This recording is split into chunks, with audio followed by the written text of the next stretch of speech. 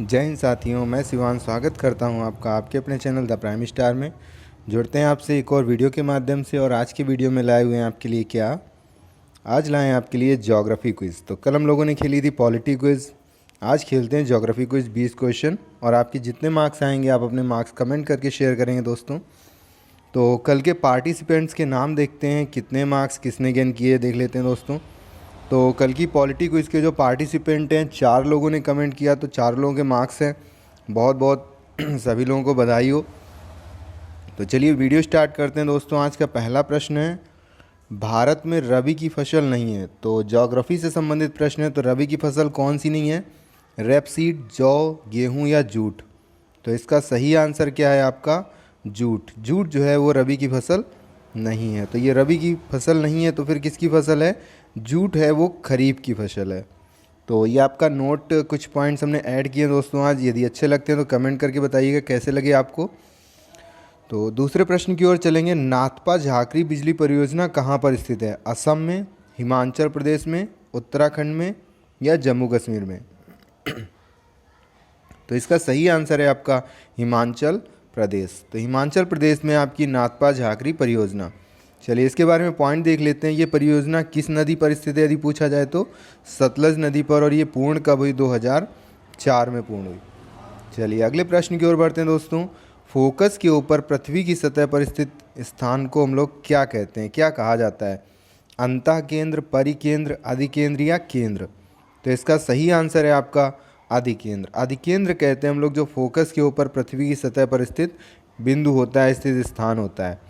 चलिए जानते हैं सब किस में होता है? भूकंप। तो भूकंप जहाँ पर उत्पन्न होता है, जहाँ से उत्पन्न होता है भूकंप, हमेशा ज़मीन के अंदर उत्पन्न होता है। तो ज़मीन के अंदर जहाँ से उत्पन्न होता है इस बिंदु को हम लोग क्या कहते हैं? फोकस, केंद्र या हाइपो सेंटर। तो तीनों नाम याद रखेंगे। भूकंप जहाँ से उत्पन्न होता है, फिर उस पृथ्वी के अंदर के बिंदु के ऊपर जो सतह होती है, पृथ्वी का जो केंद्र होता है, पृथ्वी का जो सतह होती है, उस स्तर को हम लोग क्या कहते हैं? अधिकेंद्र, ऊपरी केंद्र या एपी सेंटर। तो ये तीनों नाम है, तीनों नाम याद रखेंगे। आपको क्वेश्चन में बदल बदल के मिलते रहेंगे। तो अधिकेंद्र, ऊपरी केंद्र या एपी सेंटर वो बिंदु होता है जो भूकंप के स्टार्टिंग पॉइंट के ठीक ऊपर होता है पृथ्वी की सतह पर। चलिए बढ़ेंगे अगले प्रश्न की ओर। कौन सा महासागर व्यापक महाद्वीपीय शेल्फ या मग्न तट है? अटलांटिक, आर्कटिक, हिंद या अंटार्कटिक? तो सही आंसर इसका क्या है दोस्तों? आर्कटिक महासागर।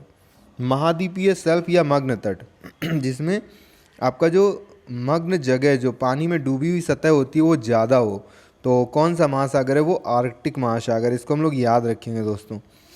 अगला प्रश्न है आपका, कृत्रिम नेविगेशन चैनल किसे कहते हैं? तो ग्रीन हाउस प्रभाव, कैप रॉक, कैनॉल या फ्लोर्ड? तो इसका सही आंसर क्या है आपका? कैनॉल। तो जो कैनॉल मतलब नहर होती है उसे हम लोग क्या कहते हैं? कृत्रिम नेविगेशन चैनल कहते हैं। यहाँ पर एक बहुत ही महत्वपूर्ण वर्ड आया, ग्रीन हाउस प्रभाव। तो ग्रीन हाउस प्रभाव के बारे में कुछ चीज़ें जान लेते हैं दोस्तों, बहुत ही इंपॉर्टेंट और बहुत ही महत्वपूर्ण, जो अक्सर एग्जाम में आती रहती हैं।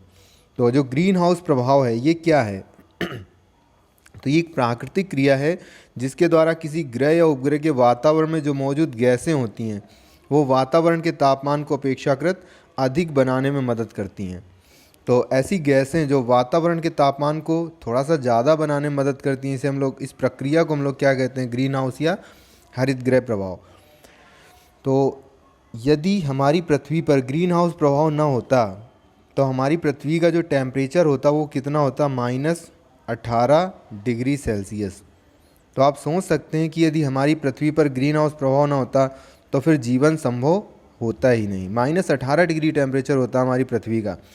तो एक क्वेश्चन आपसे पूछा था ग्रीन हाउस गैसें कौन सी हैं, तो इनको याद रखना बहुत ही आसान है। एक छोटी सी ट्रिक है, ग्रीन हाउस गैस और मीना का जलवा। तो मीना फॉर मीथेन गैस, ना फॉर नाइट्रस ऑक्साइड, का फॉर कार्बन डाइऑक्साइड या CFC, और जलवा से जलवाष्प। तो ये प्रमुख गैसें हैं आपकी ग्रीन हाउस गैसें। कौन कौन सी हैं? Carbon dioxide, nitrous oxide, methane, CFC, ये बहुत महत्वपूर्ण है। जलवाष्प और ओजोन। तो CFC के फुल फॉर्म याद रखेंगे दोस्तों, कई बार परीक्षा में पूछा गया, क्लोरोफ्लोरोकार्बन। तो क्लोरोफ्लोरोकार्बन या CFC कहते हैं इसको शॉर्ट फॉर्म में। और ये आपकी ज़्यादातर किससे निकलती है? रेफ्रिजरेटर वगैरह से निकलती है, रेफ्रिजरेटर और AC से। फिर ये जो ग्रीन हाउस प्रभाव है इसके अस्तित्व की जानकारी कब हमें हुई? 1824 में। किसने दी? जोसेफ फुरियर ने। तो जोसेफ फुरियर ने इसके प्रभाव के अस्तित्व की जानकारी दी। इसकी स्पष्ट आंकिक जानकारी जो हमें दी है 1896 स्वांटे आरेनियस ने। और ग्रीन हाउस शब्द का प्रयोग सबसे पहले 1901 में निल्स गुस्टफ एक्होम ने किया। तो ये वर्ड याद रखेंगे, इनके नामों को याद रखेंगे क्योंकि इससे संबंधित प्रश्न आपके बहुत ज़्यादा एग्जाम्स में बनते रहते हैं। तो एक ट्रिक मिली आपको और कुछ अच्छे अच्छे पॉइंट्स मिले दोस्तों, तो इनको याद रखेंगे हम लोग ग्रीन हाउस प्रभाव से संबंधित। बढ़ते हैं अगले प्रश्न की ओर। किस देश में मुसलमानों की जनसंख्या सर्वाधिक है? पाकिस्तान, भारत, सऊदी अरब या इंडोनेशिया? तो इसका सही जवाब क्या है दोस्तों? इंडोनेशिया। इंडोनेशिया में मुसलमानों की संख्या सर्वाधिक है। अब बात करें हम लोग इंडोनेशिया की राजधानी की, तो इंडोनेशिया की राजधानी है जकार्ता और वहाँ पर मुद्रा चलती है वही जो भारत में चलता है, क्या? रुपया। तो रुपया चलता है आपका इंडोनेशिया, भारत और पाकिस्तान में। बढ़ते हैं अगले प्रश्न की ओर दोस्तों। अगला प्रश्न है हमारा, सियाम किस देश का प्राचीन नाम है?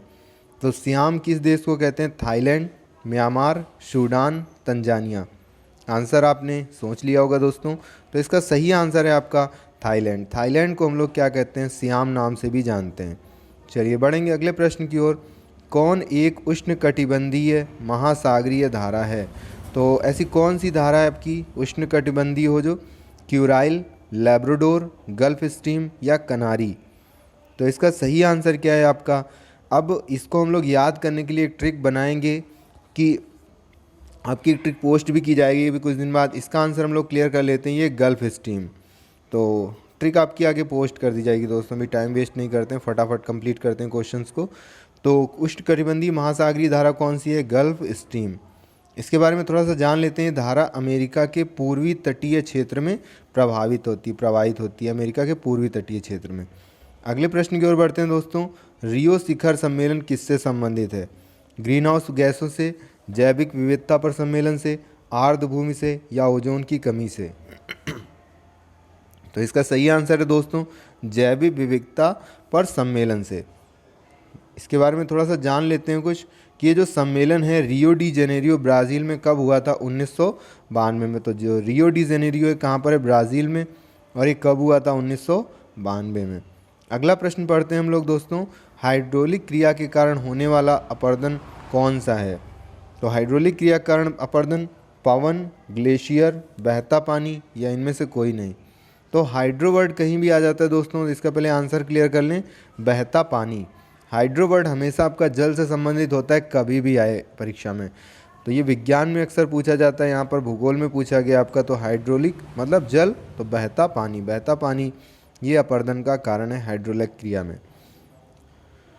अगला प्रश्न है आपका, दक्षिण सूडान की राजधानी। तो दक्षिण सूडान की राजधानी खार्तूम, जुबा, सुबा, ताइचुंग? सही आंसर है इसका क्या? जुबा। तो जुबा जो है वो आपकी दक्षिण सूडान की राजधानी है। चलिए इसके बारे में कुछ जान लेते हैं हम लोग। जो दक्षिण सूडान है यहाँ की मुद्रा क्या है? दक्षिण सूडानी पाउंड। जो दक्षिण सूडान है ये आपका अलग हुआ किससे? सूडान से। सूडान गणराज्य है उससे अलग हुआ कब? 9 जुलाई 2011 को। किस आधार पर? जनमत संग्रह के आधार पर। लगभग 98.83% लोगों ने अलग होने के लिए वोट किया।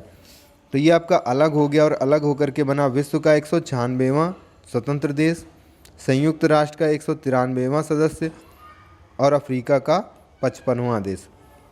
ये जिससे अलग हुआ सूडान से, तो सूडान की राजधानी क्या है आपकी? खार्तूम।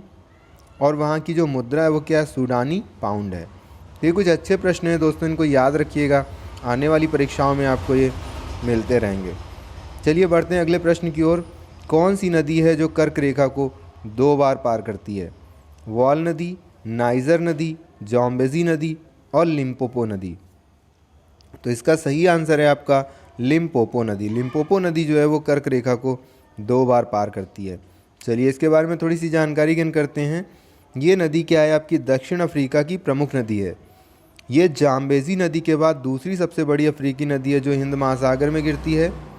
ये किस देश से प्रवाहित होती है? तो ये मोजाम्बिक से प्रवाहित होती है। इसे घड़ियाल नदी भी कहते हैं। तो घड़ियाल नदी किसे कहते हैं? लिम्पोपो नदी को। अब यहाँ पर हम लोग थोड़ा सा जान लेंगे कर्क रेखा और मकर रेखा के बारे में। तो कर्क रेखा के जो कोऑर्डिनेट हैं वो 23.5 डिग्री उत्तरी गोलार्ध है और मकर रेखा के जो कोऑर्डिनेट है 23.5 डिग्री दक्षिणी गोलार्ध में। तो उत्तरी गोलार्ध में 23.5 डिग्री पर कर्क रेखा है और दक्षिणी गोलार्ध में 23.5 डिग्री पर मकर रेखा है। और बीच में जो रेखा उसे हम लोग क्या कहते हैं, भूमध्य रेखा या विषुवत रेखा। चलिए अगले प्रश्न पर आते हैं हम लोग। सेवन सिस्टर्स का सदस्य है, कौन सा राज्य सेवन सिस्टर्स का सदस्य है? त्रिपुरा, उड़ीसा, त्रिपुरा और बिहार। सॉरी क्वेश्चन गलत हो गया आपका, तो इसमें सही आंसर क्लियर कर लेंगे दोस्तों, क्या है को आंसर तो मिल ही रहा होगा। तो इसका सही आंसर है आपका त्रिपुरा। तो ये क्वेश्चन थोड़ा सा मिस टाइप हो गया, गलत टाइप हो गया। तो त्रिपुरा इसका सही आंसर है दोस्तों, ए और सी दोनों सही आंसर हो जाएंगे। चलिए सेवन सिस्टर्स को हम लोग जान लेते हैं। तो सेवन सिस्टर्स को आपको याद करने के लिए एक लाइन याद रखनी है, मेघा ने नागमणि का अस्त्र अरुण और मनोज पर मारा। तो मेघा से मेघालय, नाग से नागालैंड, मणि से मणिपुर, अस से असम, त्रा से त्रिपुरा, अरुण से अरुणाचल प्रदेश और मनोज से मिज़ोरम। तो ये आपके 7 राज्य हैं, 7 राज्य हैं पूर्वी राज्य, जिन्हें हम लोग किससे जानते हैं, सेवन सिस्टर्स, 7 बहनों के नाम से जानते हैं। इनको याद रखिएगा दोस्तों, इनसे संबंधित क्वेश्चन अक्सर आपके बनते रहते हैं। चलिए बढ़ेंगे अगले प्रश्न की ओर।